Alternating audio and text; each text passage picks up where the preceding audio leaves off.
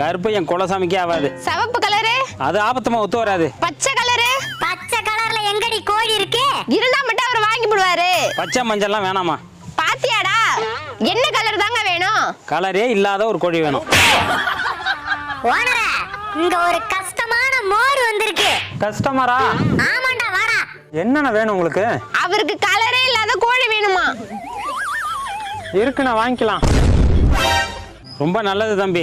எப்பண்ணா வேணும்? இப்போ கொடுத்தாலும் வாங்கிக்கிறேன்.